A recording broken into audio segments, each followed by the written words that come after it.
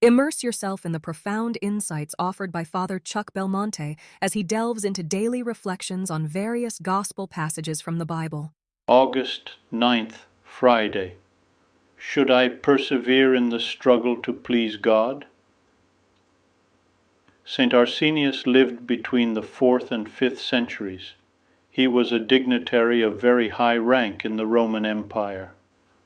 On one occasion, while he was praying to God to help him live a holy life, he heard a mystical voice telling him, "Get rid of your sinful attachments and you will be saved."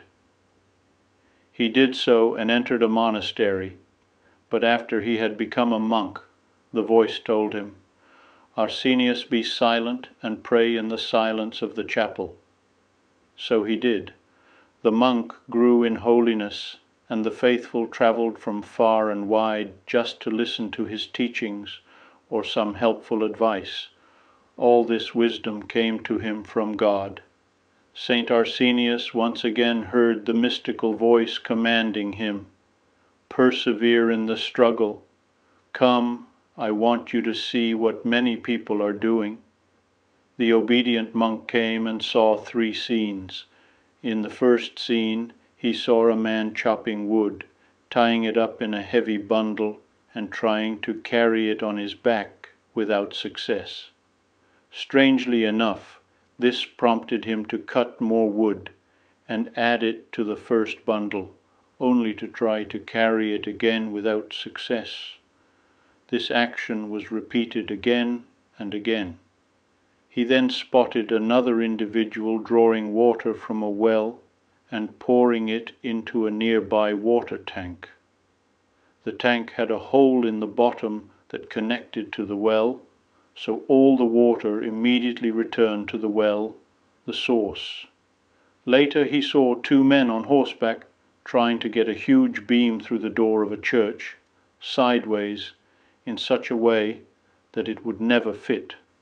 Nevertheless, the men insisted and insisted. Later, the voice explained to St. Arsenius, "The man chopping wood is the example of those sinners who, instead of lessening the burden of their sins through prayer and penance, increase it, falling back into them and adding sin to sin." Then he described to him that the subject who wanted to fill water in the tank with a hole symbolized lukewarm people who do good deeds and bad deeds without realizing that the merit they obtain every time they do something good is distorted and annulled and replaced by the loss of merit they incur when they do something bad. Finally, these knights of the beam represent those who presume to be just and upright despite being inwardly full of pride, of being unforgiving, and of never yielding to anything or anyone. Those who behave in this way, as long as they do not change their attitude, will be condemned to remain outside the kingdom of God. I would be delighted to extend an invitation to you once again tomorrow for another insightful reflection on the Gospel by Father Belmonte.